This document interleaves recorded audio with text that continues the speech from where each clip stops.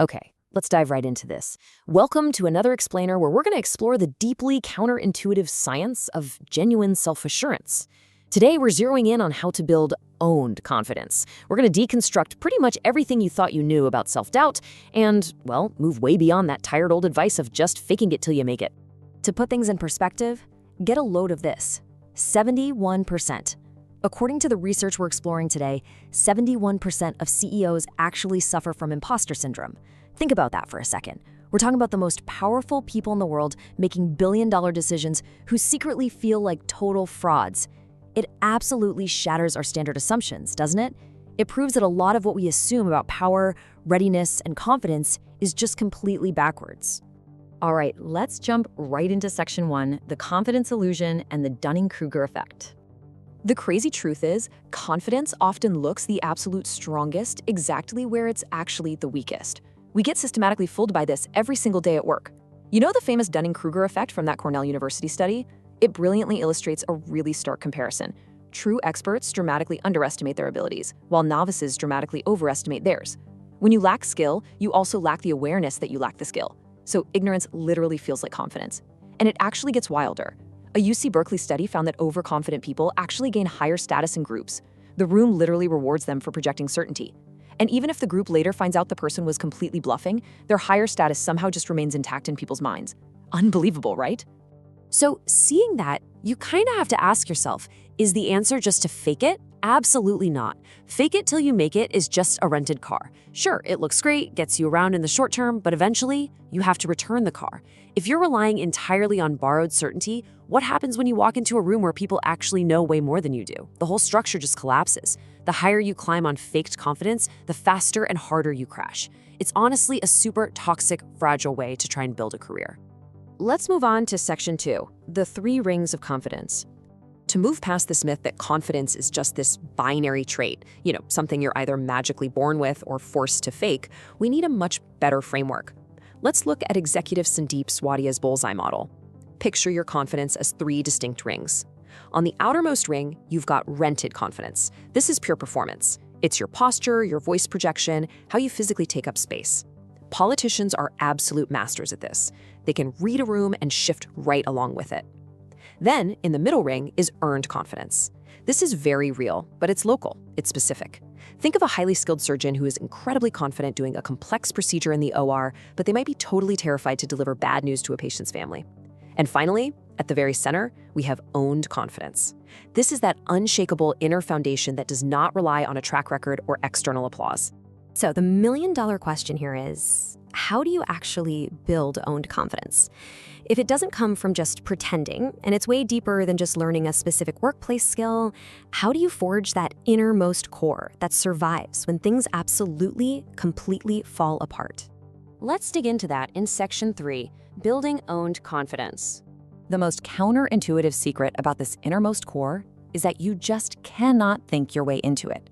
I know the self-help industry loves to sell positive thinking, but your brain just doesn't buy it. Action must always precede the feeling. What did you fail at today? That is the exact question Sarah Blakely's father asked her at the dinner table every single night growing up. If she hadn't failed at something that day, he was actually disappointed. After college, Blakely spent years selling fax machines door to door, facing brutal daily rejection. She'd literally sit in her car and cry sometimes, but then she'd get out and knock on the next door anyway. That daily exposure to failure trained her nervous system not to take rejection personally, which eventually allowed her to build her billion-dollar brand, Spanx. Because here's the thing, every single rep, every risk, and every rough landing teaches your brain that you can survive. Just like Blakely or Fred Smith, who founded FedEx, your nervous system literally requires reps of failure. True core confidence isn't about readiness, it is entirely about recovery. You act, you fall, your brain realizes it didn't die, and it updates its internal model of who you are. Moving right along to section 4, rehearsal shapes identity. Now, what if you're early in your journey and you haven't quite built those calluses of rejection yet? What's really interesting about this next tactic is how beautifully simple it is. Just rehearse the behavior before the moment arrives. Swadia shares this great anecdote about walking into one of the most important, high-stakes meetings of his entire life.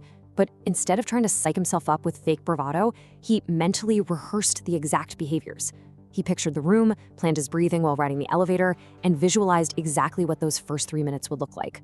By the time he walked in, his nervous system was already totally settled. See, there's a stark difference here. Faking it is pretending to be someone else entirely. Rehearsing it, on the other hand, is practicing a behavior until your identity naturally follows. It's exactly why major rock bands do comprehensive sound checks every single day on tour, even if they're playing the exact same set with the exact same crew as the night before. You cannot control the outcome of the show, but you absolutely can control the rehearsal. You have to act until you become it. All right, let's head into Section 5, the quiet strength secrets. We need to shatter one final, pervasive stereotype about what confidence actually looks like, because the most dominant confidence is often incredibly quiet. For all the introverts out there, this one is for you. The famous researcher Jim Collins studied 1,400 large companies over 5 years to find the ones that transitioned from just good to truly great. Out of 1,400, only 11 made the cut. And get this, every single one of those 11 companies was led by what he called a level 5 leader. These were not the loudest, most charismatic people in the room. No, they succeeded through extreme personal humility combined with fierce professional will. The quietest leaders were actually the ones winning the most. And hey, if you ever doubt your own abilities, look at this fascinating MIT Sloan study. It revealed that the employees who experienced the most frequent imposter thoughts were actually the ones receiving the highest performance reviews from their supervisors. Let that sink in for a second. The people who felt the least confident were performing the best. So your self-doubt isn't necessarily destroying your performance. Actually, scratch that. It might actually be the very thing driving your high standards. Which leads us to the ultimate bedrock of this entire framework, based on researcher Kristen Neff's work at the University of Texas. The absolute most powerful source of durable confidence? It's self-compassion. Treating yourself with less harshness when things go wrong produces lasting confidence and drastically reduces your fear of trying again. Owned confidence, that unshakable inner core, only truly shows up when we learn to be kind to ourselves after a failure. So let's see how this builds into a practical action plan you can use this week. For your outer, rented ring, simply stand tall and breathe deeply for 15 seconds before hard conversation. Easy enough, right?